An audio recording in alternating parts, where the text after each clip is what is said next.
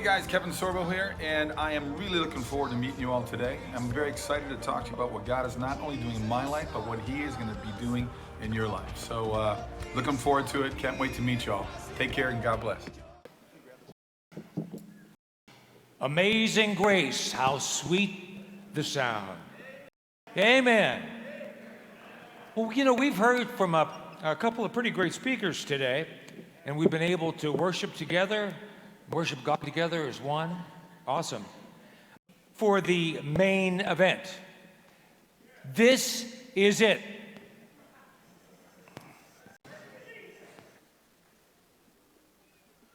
He received international stardom when he landed the lead role in Hercules, The Legendary Journeys, which went on to become the most watched TV show in the world.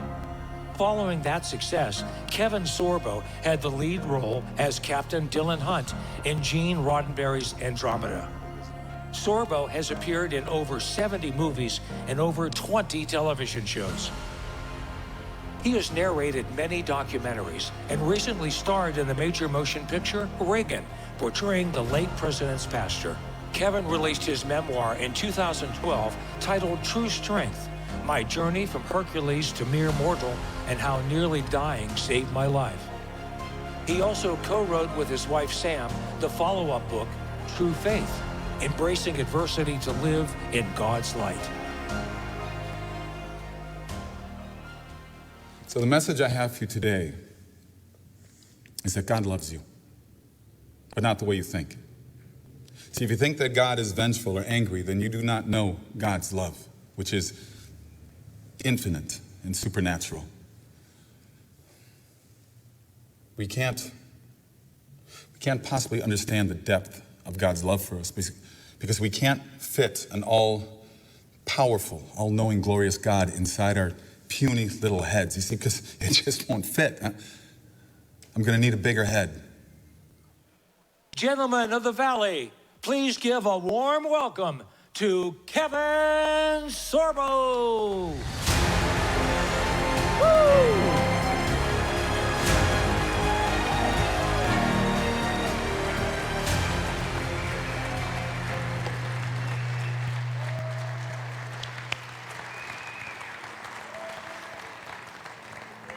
All right. I can't see you guys, but I know you're out there. How is everybody doing? In this crazy, insane, angry, divisive world that we're living in right now. Could you imagine if God was woke? Suppose like today's wokey, God was unforgiving, judgmental, quick to cancel, bent on destroying your life, your reputation, your family, your livelihood. Imagine an all-powerful wokey with no compassion, no understanding, and no grace, none whatsoever. Well, thank God, God is not woke. God's attitude to a perfect inhumanity is one of forgiveness and love. God wants what's best for you, for all of us.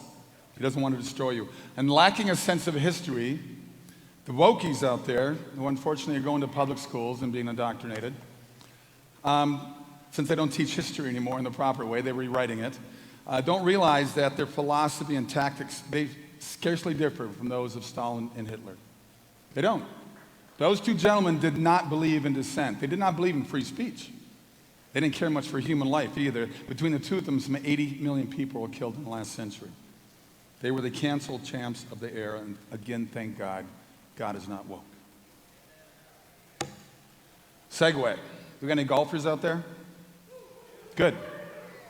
So Jesus and Moses have a Monday night game every week. They tee up late afternoons. They love it. Sun going down. They usually have a foursome. One guy can't make it. The other guy says he's running late. You guys tee up without me. First hole. It's Masters Week. We can talk about golf. First hole is a 480-yard par 4. Long par 4. Dog leg right around the lake. Moses gets up and says, I'm going to go for it. I'm going to cut 100 yards off this hole. I'm going for the green. Jesus says, go for it. He hits a beautiful drive. He's not going to make it. It goes in the water. But he's Moses. He parts the water. Walks down there. Hits it up within 20 feet. Chance for a birdie. Jesus yells, I'm going for it too. He hits it. He's not going to make it. Better drive than Moses. Hits the water, but stays on top of the water. He's Jesus. He walks on water. Gets up there, hits it within 2 feet. He's going to have a kick-in birdie. He's going to make it. Just before they putt, they get a big whistle. They turn around, the third party showed up. They whistle him up. He hits. He's going for it, too. Better driving both of them, it's not going to make it. Before it hits the water, a big turtle comes up, bounces off the shell high in the air. An eagle grabs it in his talons, drops it in the hole for a hole-in-one. And Moses looks at Jesus and says, I hate playing golf with your dad.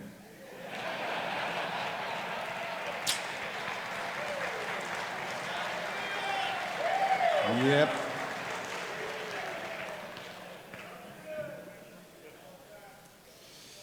My new F word on the golf course is Fauci, but we can talk about that later. Before I really get into this here, I would love to have all veterans, all police officers, first responders, please stand up to be recognized for the service you've done for our country.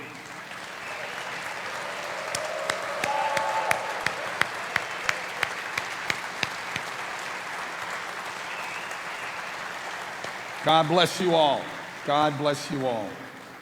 I should have sat down. I stayed standing up for my kid brother, Lieutenant Colonel Scott Sorbo, 23 is in the Army. He's my hero as well. So, yes, thank you guys who understand that freedom is not free. So an atheist college professor, I'm sorry, that's redundant. A college professor, he asks his class, can you touch God? And they all look around and say, no, you can't touch God. Well, can you see God? And they all look around, no, you can't see God. Then you must conclude that there is no God. A student in the back of the class raises a hand. He calls in a student. The student stands up. He says, sir, can you touch or see your brain? Well, you must conclude, sir, that you have no brain. I feel like many of our politicians that we elect into office are running around D.C. without a brain right now. Scary. And unfortunately, we're the ones who vote them into office. That is, of course, if they actually count your vote, right? It's crazy. Politics, right? Do you know where politics came from, by the way? Poly is Latin for many. Ticks, of course, are blood-sucking parasites. So, it's crazy. A little bit about my life. I chose acting as a career at a very young age. I was 11 years old. By the way, I grew up in Minnesota, so I'm from a Big Ten state, as you guys all are here. And I was 11 years old. Our fifth grade class took a field trip into the Guthrie Theater. Guthrie Theater is a very famous theater in Minneapolis. And it's been around for decades. And the play was The Merchant of Venice. It was Shakespeare. I was 11, so I didn't know what the hell they were saying because I was 11 and it was Shakespeare. But I was mesmerized by the actors on stage. And on the bus ride home on our bus, my mom was sitting next to her. She's one of the chaperones. She said, oh, you're very quiet. What do you think? I said, Mom, I think I'm going to be an actor. She patted my thigh, the mom thing, and said, that's nice, dear. I said, you wait. Now, I was raised a good Lutheran kid. Church every week. We pray at all the meal times. Bible readings with my mom and dad, of course. And being a strong Christian, and thanks to my parents, I had a very strong moral foundation that stood me well, even when it was tested through the years to come. And trust me, it was tested. First in college, and then in my post-college years as a commercial actor and print model. I spent 3.5 years traveling through Europe in a very secular continent of our world. And through 7 years of pounding the pavement when I moved to Los Angeles to pursue that actor's dream. And dealing with the rejection and the traffic and high taxes and politics of that lovely state. And also Los Angeles means the city of angels. It's really the city of broken dreams. I saw many people fall to alcoholism and drugs within my industry. Then I got my big break. I got the lead role in Hercules, the legendary journeys. And that was, thank you. And I know they said earlier, but by the way, that was the most watched TV show in the world. And yeah, it's a sin of pride, but how many actors can say they've had the most watched TV show in the world? It was kind of cool, so cut me a little slack on that, okay? So during that time, there were plenty of opportunities for me to abandon my beliefs, to be persuaded to move basically to the dark side, I like to call it. And trust me, they tried. But the solid foundation that was built upon my life through my parents, coaches, mentors, teachers, everything I had in my life, which a lot of young people aren't getting today, unfortunately. So I was able to fight it off. And yeah, there was a few years in my 20s there I stopped going to church. But no really valid reason behind that, because I've always been a believer. I still prayed. I still talked to, for those of you who are uncomfortable with the prayer, you can talk any way you want to God. You can be in your car. You can be jogging, be working out. You'll talk to him anytime. You can call him dude. He doesn't care. He wants you to be there for him. I've got atheist friends, agnostic friends, and I say, well, do something called the grateful prayer. And like, what's that? If you're in your car and you're stuck in traffic, whatever, just say, I'm grateful I got a car. I'm grateful I got a pillow to sleep on. There are a lot of things to be grateful about. I think miracles happen every day. We just stop paying attention to them. They're always around. It's not always going to be walking on water, but they happen all the time. So once Hercules hit that big screen, the writers wanted to start looking at more colorful plot lines. I said, no. Even though it's mythological, I got to give credit to the writers overall, because they wrote very strong moral fabric episodes. A lot of humor. Sam Raimi was our executive producer. You know him from The Evil Dead and from all the Spider-Man movies he directed. I think he did the most recent one of Doctor Strange as well. And I told him, I said, when I got the role, I said, we need to make sure that people laugh with us and not laugh at us. We can't take ourselves seriously on the show, because it's too easy to make fun of. And it was the right way to go, to make it campy and fun, and people loved it. But at the height of my career, in promoting not only my first big budget movie called Kull the Conqueror, Kull was the prequel of Conan the Barbarian. Arnold made Conan very famous. Kull is the father of Conan in the books and the comic books. So even though Arnold Schwarzenegger is older than me, I am his father. Just so you know. And I speak English much better than he does. But during the filming of that one, tragedy struck me. And I wrote it in my book. It's called True Strength, My Journey from Hercules to Mere Mortal. How Nearly Dying Saved My Life. And the book tells a lot about resorting to and relying on my faith in the aftermath of such a huge loss. See, I had faith. I've always had faith, but I never needed faith until this happened to me. I think some of you can maybe relate to that, because I think everybody's got a story. God never promised an easy life. We're going to hit roadblocks. How do you react to those roadblocks? But as the Lord gives, he also provides. And I had already met my future wife, and despite my misgivings and my handicap, she went on to marry me anyway, and she got the worst part before hearing the words from the pastor, for better or for worse.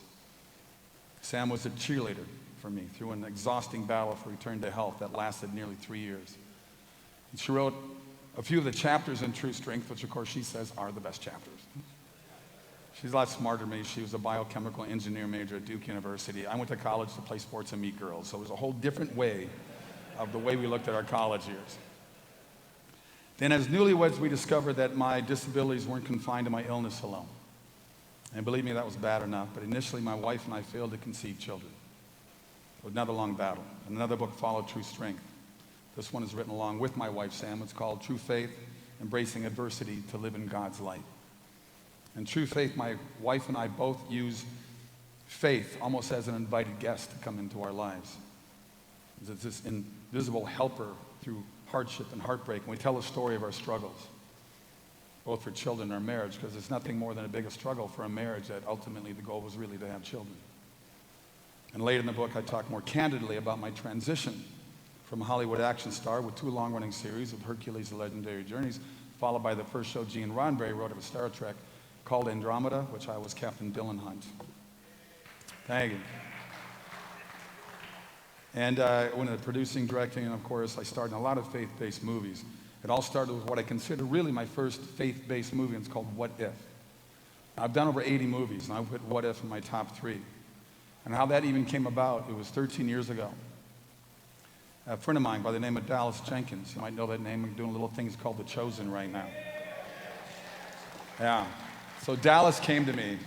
His kid's roughly the same age as mine, and he said, hey, I got the script. What do you think of it? And I read it. I called him up, who's playing Pastor Ben? He listed a couple of their actors on there. I said, no, I'm Pastor Ben. He goes, dude, I can't afford you. It's a really low-budget movie. I said, I don't care. Pay me what the Screen Actors Guild says you have to pay, the lowest amount. He goes, seriously? I said, yes. It is an amazing, amazing movie. If you have not seen What If, you must see it. Same writers that did God's Not Dead. In my book, it's a better movie. Now, the tie-in with Dallas and his father, Jerry Jenkins. Of course, Jerry was the one who funded What If and also executive produced it.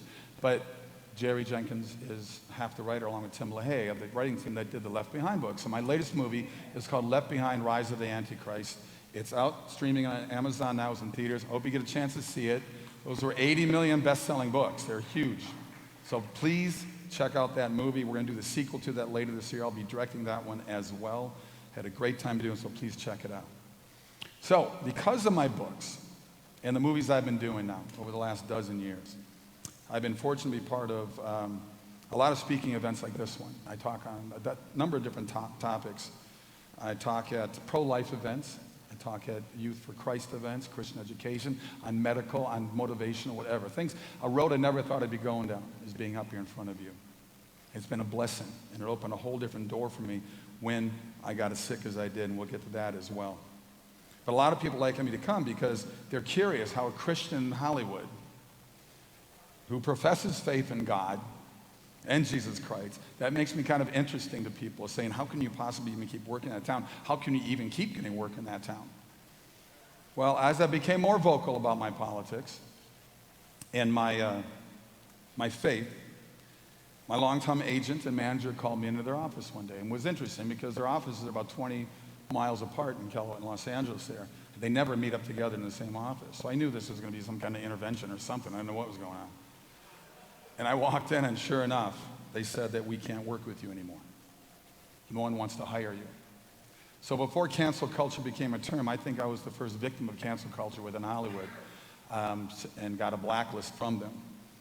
Now, if it wasn't for independent movies, I wouldn't have a career. I thank God for independent movies, because since they booted me out, I've shot over 50 movies. Thank you.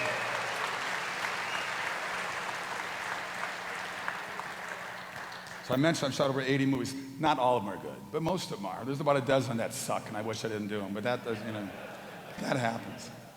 But trust me, in an industry like Hollywood, and you know it, you see the hypocrisy every day with these people. They scream for tolerance. They scream for freedom of speech, but it's a one-way street with them. And you know that. Even our governments of today do that same thing. And their favorite weapon, of course, is fear. And we saw that with COVID, didn't we? Churches are not essential. Strip clubs and liquor stores are okay. Don't walk outside, there's COVID. I could talk about this for hours. I won't get into that. It drives me crazy what they did to the world. It drives me crazy. But getting back to Hollywood, you all see it out there, hypocrisy every single day. And something I've come to realize, that in Hollywood, being a Christian is worse than being a conservative. And since I'm both, in their eyes, I'm the double leper. They want nothing to do with me. And I keep asking, why is Christianity so violently attacked in our world today? And other religions are so upheld, like that peaceful one that you know I'm talking about, where there's nothing peaceful about it. Hollywood drives the culture, and politicians perform the script written by that culture. Andrew Breitbart, who started Blaze, said, a good friend of mine, said that politics is downstream of culture. Who runs the culture? Hollywood does. Mainstream media does. And what are they spreading? You see the movies they spread out there. It's all their propaganda, it's all their hate, their violence, their sex, their anger, their divisiveness. It's unbelievable what they're doing. And my job is to make movies that they used to make. Because I want to make Hollywood great again, is what I want to do. Because in their minds, how dare you be a patriot and love America? I was walking through the airport to fly a lot. I had a hoodie on, it says Patriot right across the front. Big red letters on a black hoodie. Flight attendant walking at me, heading to her next flight. She smiled. Oh, are you from New England? Are you a Patriots fan? I said, no, I'm a Patriot. I love America. Boom, 180 switch. Her face, she frowned at me. And as she walked by, I said, try a different country then. Go to the country that you wanted to live, America to turn into. I look at all these mostly under 30-year-olds that actually believe socialism and communism is a good thing. I say, I'll tell you what, we waste so many dollars in other countries. Why don't we spend you a first-class ticket to North Korea, Venezuela, Russia, and see what socialism and communism is really like, and ask me if that's the way you want to live. There's no boats going from Key West to Cuba. There's a reason for that. America's government was formed under Judeo-Christian values. There weren't other values or morals that these men who founded this incredible nation, pledging their very lives to defend the simple promise of life, liberty, and the pursuit of happiness. Our ideas, their ideas, came directly from the Bible. Our laws came from the Bible. The Bible was the school book. Everybody was homeschooled at one time back in those days. Public education, don't get me going on that either. By the way, I think you guys realize you don't have a conforming, progressive Hollywood type speaking at your event today, so. I was going to start with ladies and gentlemen, but I didn't want to offend anybody's pronouns, but we can get to that one later, too. Crazy. Crazy. If you don't follow me on Twitter, please do. Go to K-Sorbs, K-S-O-R-B-S. My buddies call me Sorbs, K-Sorbs on Twitter. I post very truthful sarcasm. Like when COVID was going strong, I said, you want to get rid of COVID? Tell the Clintons COVID's got something on them.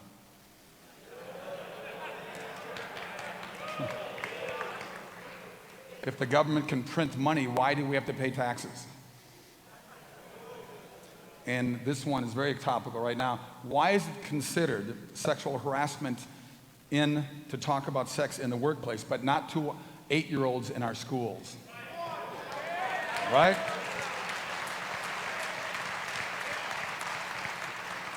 And why do we send billions of our taxpayer dollars to countries that hate us? They can hate us for free. Keep the money here. And if you follow me on Facebook, 2 years ago, Zuckerberg and his little troll minions took me down. They took away 4.1 million followers on Facebook because I was speaking the truth. So one of the quickest things I follow up on Twitter was, I need more conspiracy theories because mine keep coming true. The truth is intolerant of a lie, and many would rather keep their heads in the sand and run from the truth. We see it every day. Any kind of confrontation with people with their labels, you're a racist, you're a homophobe, you're this, blah, blah, blah. They have nothing to back it up. All they got is that little banter phrase. There's no facts behind it. And if you hit them with truth, they're like, la, la, la, la, la, closing their ears, and that's why I think they call it La La Land in California. Proverbs 9:10 says, the fear of the Lord is the beginning of wisdom. And for those fighting for a culture of depravity in this country, it isn't God that they fear. They ignore God. They resent God. They deny God. In fact, they actually believe they are God. And trust me, I played one of them in a movie called God's Not Dead. How many saw God's Not Dead? Good movie.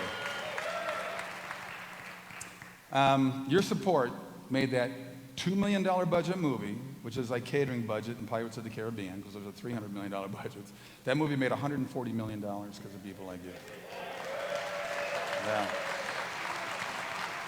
And the history of Hollywood movies, tens of thousands made since they started making movies. That movie ranks number 5 dollar for dollar return, 70 times return on the investment. I know. And I know some of you are going, wait a minute. Pirates and Avengers make $2 billion. I go, yeah, they need to make $800 million to break even. So they do very well. $2 billion is very good, but not returned. I could not get in Good Morning America, Today's Show, any network shows to talk about how successful this movie was because it's got God in it. If I played a transsexual, pedophile, Islamic terrorist, I'd probably win an Academy Award.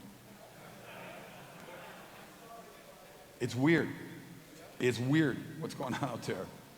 And a lot of people ask me, and God said, Dad, you're a Christian. How did you play a character like that? How do you play this atheist professor? And I said, that's really easy. See, I thought of a Christian, then I just took away all reason and accountability, and it was just right there in front of me. It was easy. I actually borrowed some, I did my actor style. I watched some of these people on TV, on other cable shows, these atheists. They have presidents of Atheist Club America and all that stuff. And they're angry. They just get so mad. Their veins are sticking on their neck, and they get so, the nativity scene really upsets them, the cross upsets them. You can't have that out there for the public to see, and it drives them crazy. Why do they get the right to take these down? There's 80 million homes in this country that want to leave up those crosses and nativity scenes. Why don't we have a say? Why is it just one side that gets to control everything? They can put up whatever the satanic crap they want to put up there, that's fine. Do we care? Do we pay attention to it? No, we feel sorry for them more than anything else. But in God's Not Dead, I got to tell you, that professor was fun for me to play. And people tell me how much they love to hate me. And my mom, she goes, I saw the movie, but I didn't like you. And I said, then I did a good job. You know where I stand. So he was written so well. That's his secret, because first you do hate him, because he has nothing but arrogance and intellect. And even that is flawed by the hate he harbors for this all-powerful God that he doesn't believe in. But then something happens in the scene with the student that I'm tormenting that entire time in my class, who wants to debate me on existence. Josh, he looks at me and he goes, what happened to you? And I tell him that as a small boy, I prayed to the grandfather in the sky to save my mom's life of cancer, and she still died. And part of you can understand why, as a young kid, you sort of start growing up that way, and that hate just sort of perpetuates on itself and just builds up. And I call that a crisis of faith. Does it sound familiar? I'm very familiar with the crisis of faith. I already told you guys about that in my little book called True Strength, because I was filming Hercules down in New Zealand. It was 7 years down there. That beautiful, beautiful series. Did I mention it's the most watched TV show in the world? Yeah, I think I did. It's only 176 countries. Anyway. God, near the end of season 5, he touched me right up here. Right up here. I was having all kinds of problems with my left arm. Just really weird throbbing pains. These 3 fingers in this hand were cold and numb. I couldn't figure it wouldn't just go away. It just bugging me. It was just weird. And you know, I was doing most of my own stunts because my ego said that I could, and I loved doing it. It was a jock of me. It was like I felt like a kid playing in the backyard. I had great stunt guys making me look like I was a stud. And it was just really cool. And so season 5 ends, and I head back to LA because I was going to do my promotional stuff on Call the Conqueror, which I shot the year before in the beautiful countries of Croatia and Slovakia. And so I'm on Letterman, I'm on these talk shows, I'm on the East Coast. My arm is like on fire. It's on fire. I couldn't figure what was going on. So Universal Studios sends a doctor into my hotel room. His name was Dr. Dye. D-Y-E, I get it, fine. Change your bloody name, you're a doctor.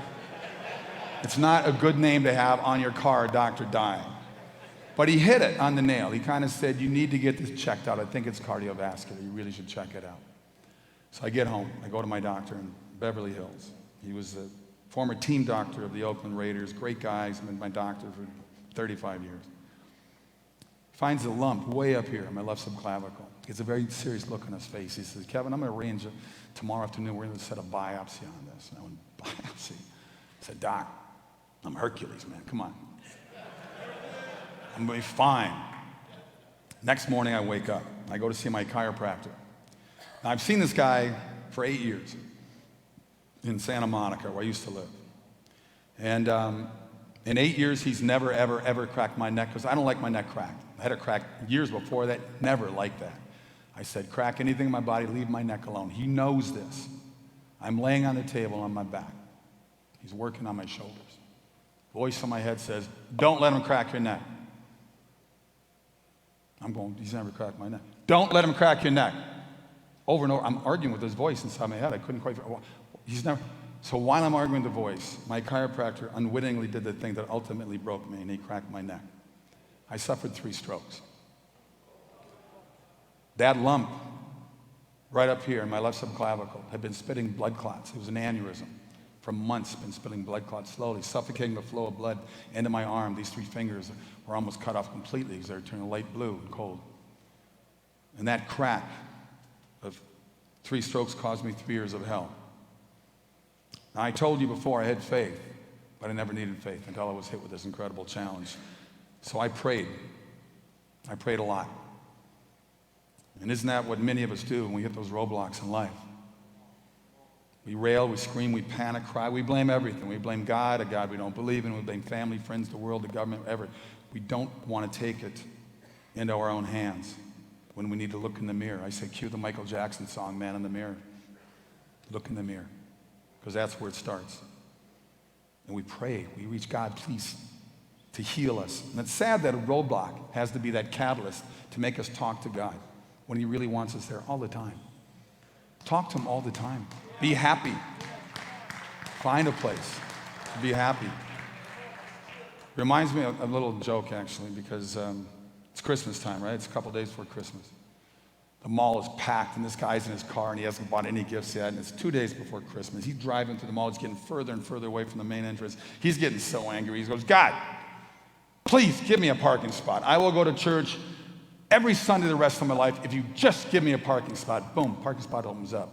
He goes, hey, God, don't worry about it. I just found it myself. Right? Come on. You've done something like that. Now, I mentioned that I was raised in a Lutheran church, and as a child, went to church every Sunday, of course, with my family. My pastor, Pastor Sandus, was a scary guy to me. It was hellfire and God's wrath and brimstone, and I felt like breathing was a sin. It was just, oh, you scared the heck out of me. And that's when he was being charming and lighthearted. This guy was just scary to me.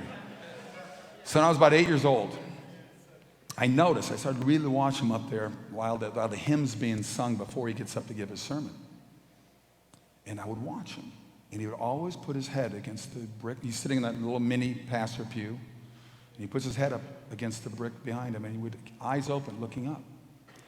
So it happened on one Sunday that I got chosen to be the little altar boy, which was really kind of cool. You got to wear the miniature pastor robe. You had that little lighter, you lit all the candles. You got to walk down in front of all the pews. And you sit up with him in the pew, looking at all the suckers in the congregation. I'm up here. And so sure enough, we're singing a song that leads into that, for him to do the sermon. And I look up at him. And he's got his head against it, looking up. And I go, Pastor, you do that all the time. Why do you do that? And he looks down at me and says, well, son, I do that, and I pray to God that he helps me preach a good sermon. And I look up and I say, so why doesn't he help you?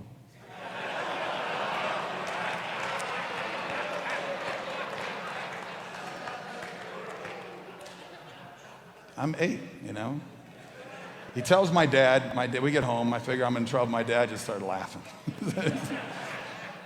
Because I think that's, kids say the darndest thing for those old enough to remember that TV show. So just being a kid. Now, it was a great shock when my foundational faith was shaken by my illness at the very core of me, which was my brain. And let me tell you, God and I had some long, long talks, tough talks during those 3 years. And often it seemed like he wasn't paying attention to me. He wasn't listening to me, like he didn't care at all. And I wrestled with God. He wins, by the way. Don't wrestle with God. You're not going to win that fight.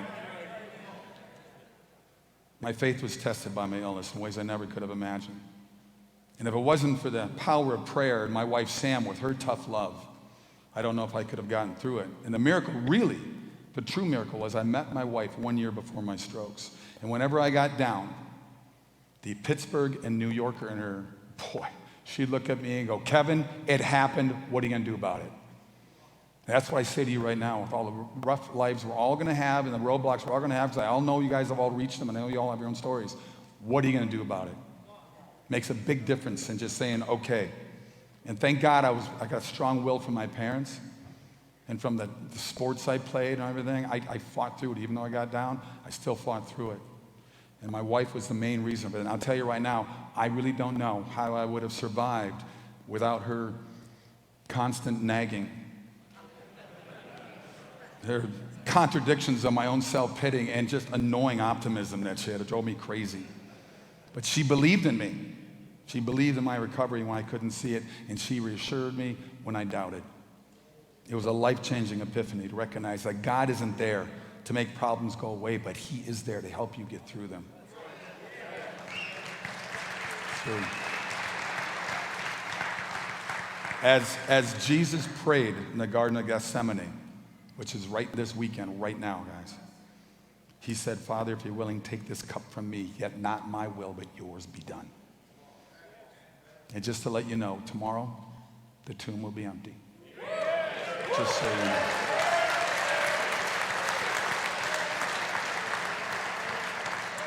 God needed to empty me out in order to fill me up with his good news and his message to me. And so I tell you that my career took a completely unexpected twist after my illness. I used to get stopped in airports, at malls, grocery stores, every day by someone saying, loved Hercules, loved Andromeda. 80% or more of the time now, it's, I love Soul Surfer, God's Not Dead, What If, Let There Be Light, please keep making movies like that. That's what they stopped me for now. If you haven't seen those movies I just mentioned, shame on you. I left you all today with a copy of Let There Be Light. And it's a wonderful story. My wife actually wrote it. I'll tell you a quick story about how that even happened. I'm sitting in my office. We left California 4.5 years ago. So we now live in Florida now, thank God. And, but I'm at my office in my house, and I got a phone call. The phone rings, I pick up. Hello, Sorbo, it's Hannity.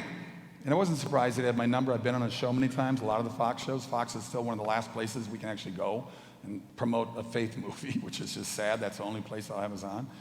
He said, look, I love those movies you do, God's Not Dead, and What If, you got something like that? And I said, well, actually, my wife just finished a script that I read that's really quite good. He goes, well, fly to New York and tell me about it. I go, can I just tell you over the phone? Get on the plane. Hangs up. It's Hannity. This attention span's pretty quick. We fly to New York, and we pitched him. So for 30 minutes, we tell him the story. The miracle is, in that 30 minutes, Sean Hannity did not interrupt us once. That was a miracle. See, I paid attention to that. He turned around in his chair, comes back with a checkbook, wrote us a check right then and there. Every time I've been fortunate, because I worked my butt off to try to raise $2 or $3 million. It sounds like a lot, but I mentioned earlier, that's catering budget on Pirates of the Caribbean. It is. Those are $300 million movies we've got to compete against. Now I'm trying to do movies with a good message. But he wrote a check right then and there, and he said, hey, I know nothing about your business. I don't need updates. I don't need photos. I don't need to see. You call them dailies? I go, yeah, you call them dailies. Each day you develop those daily shots. I don't need to see that. When the movie is completely done, send it to me. When it's ready to go in theaters. And I said, Sean, you are my most favorite executive producer I've ever met in my entire life. Because usually they're a pain in the butt. And quickly, when the movie was done, before it released in theaters, I sent it to Sean. I wanted to bring it out there and show everybody at Fox. He said, no, I'm just going to watch it myself. So he calls us 2 days later. He says, are you recording this? I go, no, I'm not recording this. He goes, good. I don't record my conversations. He goes, well, just checking. Damn it, your movie made me cry. And I don't cry. And I said, Sean, that means there's a soul in there. And there's hope for you. To me, I said I knew the movie was going to do well. Look, I love doing movies with messages of hope and love and redemption and love, faith, laughter, things that Hollywood doesn't do because we need those kinds of things. I was with my family in Salt Lake City Airport after God's Not Dead came out. And this very beautiful woman, early 30s, comes up, had a lovely little daughter, 7, 8 years old maybe. She says, are you Kevin Sorbo? And the way when she spoke, I knew right away, somewhere Middle East. I don't know where, somewhere from the Middle East. She says, I am from Iraq. I'm Muslim. I watched your movie, God's Not Dead, twice, and I became a Christian because of your movie. Amazing. Amazing. And she had gotten baptized as well. And my wife starts crying, so that makes me cry. She's crying. We're standing, we're playing right in the middle of the airport. People are looking over what's going on. It was amazing. Look, Jesus called on us to make disciples of all the nations, right? Inviting everyone to join in the body of Christ in the church. But in America today, people of faith have been cowed to accept a politically correct lie from the depths of you-know-where. Christianity is under attack in movies, television, DVDs, and the worst place we have right now is the internet. The internet is the Wild West. There are great things about it, but there's a lot of evil about that as well. The people who choose to live in darkness and deceit instead of truth and light, and we need to bring them the truth and light. My hope is that all of us here are empowered by God to bring truth and light to people's lives. One of my favorite poems is from Robert Frost. Many of you probably know it, The Road Less Traveled. And I think Jesus was the ultimate guy, the first guy to really travel the road less traveled. I know I do it, and I'm sure many of you are doing it as well. I need your help to turn the road less traveled into a superhighway. Please help me do that. We need to do that.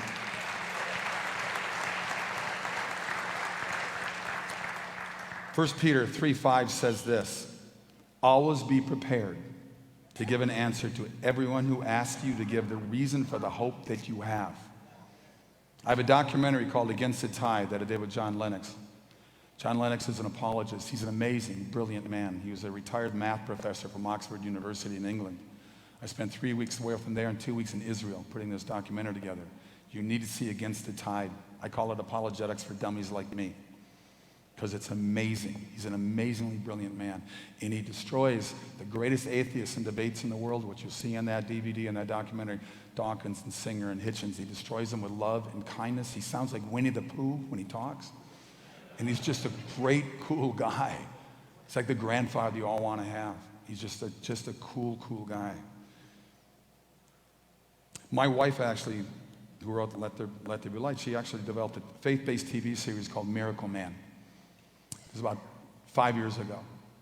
And we sold it actually to Sony and NBC. But it's what happened at another network pitch that really opened my eyes to what's really wrong with what's going on in Hollywood. So we pitched to about 10 executives out of the network. And the thing about Miracle Man, it's not even close to being touched by an angel, because they would never show that today on television. It's too much of God in it. So we called it Punch by an Angel, because it's hard-hitting. It deals with the life of a retired Navy SEAL. And it's pretty cool. It's pretty cool. So we did the pitch. And this woman, this executive, she sits there and she says, all right, Kevin, I get that there's an audience for this. I realize that you have a following in this faith world. And I know that people want this kind of thing. They want to look at shows like you're doing. I just don't know why they want to watch it. Isn't that amazing? This is Hollywood. Her faith, she admitted, it's over there. It's on a shelf, she said. It's somewhere over there. Ladies and gentlemen, we have a crisis of faith in this country, and the real crisis is people don't even know they've lost their faith. Her faith is somewhere sitting over there on a shelf. What good is faith if it sits on that shelf? I mean, God isn't like a shopping mall on the internet where you just order things from him when it's convenient to order things from him. I had the pleasure of meeting Justice Antonin Scalia at the Reagan Library at an event that Gary Sinise was hosting. When I lived in California, I lived very close to the Reagan Library. We were members there for all 10 years. We lived down that area. And every 3 months, we're homeschoolers. We take the kids. They have a different sort of, King Tut's tomb, George Washington's teeth, whatever it may be. And we'd go and check it out. So Gary Sinise had put this thing together with Justice Antonin Scalia. What an amazing guy. And after his speech, he was signing his book. And they said, Gary got up there and said, you can wait in line, you can get his book signed, but he doesn't take any selfies, not taking pictures. Well, I waited, half an hour. I finally got up there with my book. And I said, please make it to Kevin. He looked up and he goes, oh my God, Hercules! A Supreme Court justice, one of the best, knew who the heck I was. And he goes, I want a picture with you. And I said, hell yeah, I want a selfie with you too.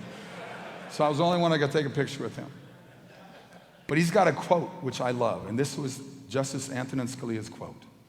God assumed from the beginning that the wise of the world would view Christians as fools. And he has not been disappointed.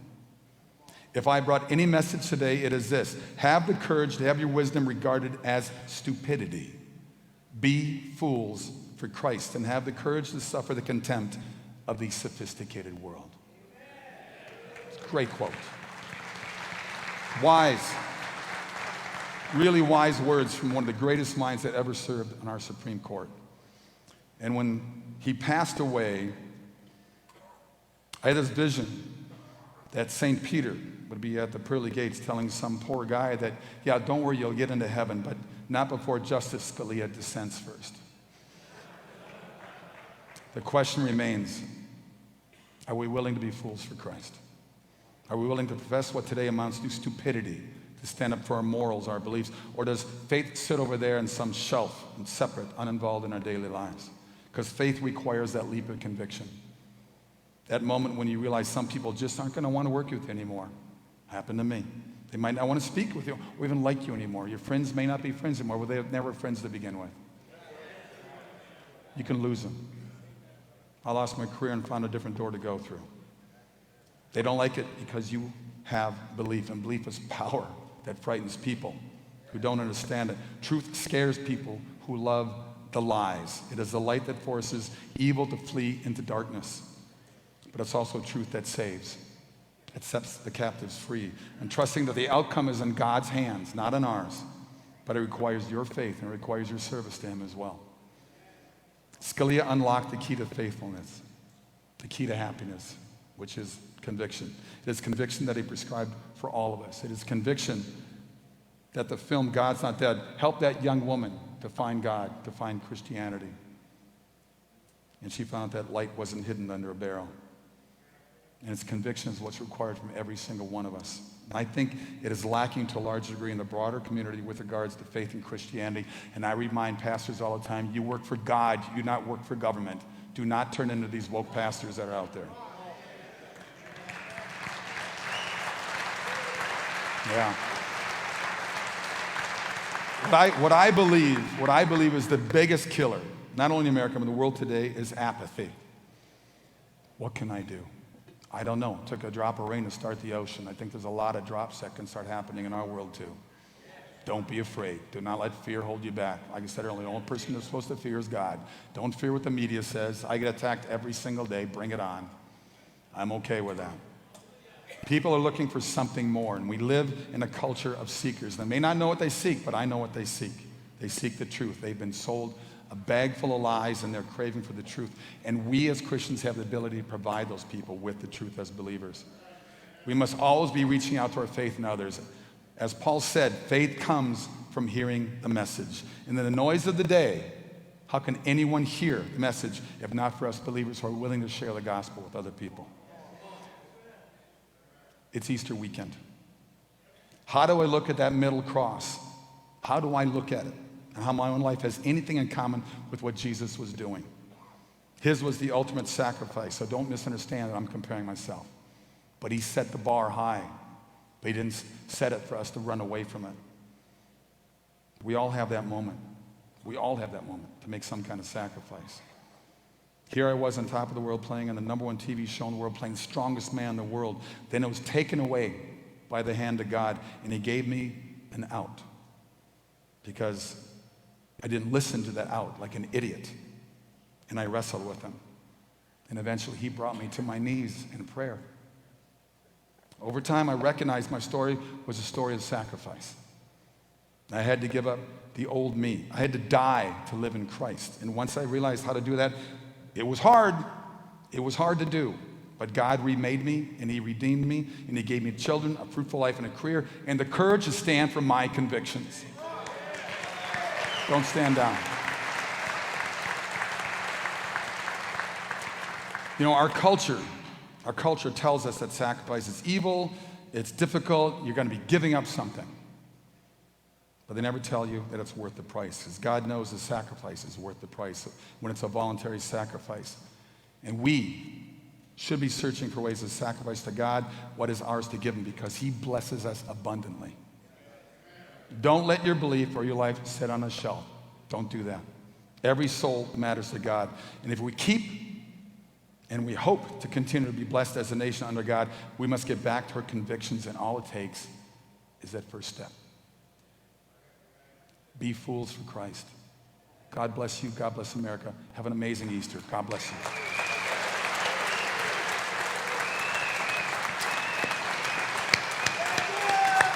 Turn the lights up. Turn the lights up. Where are the lights? They don't want to turn the lights up? Come on. I want to see all those people out there. Thank you. God bless you guys. Thank you. Thank you.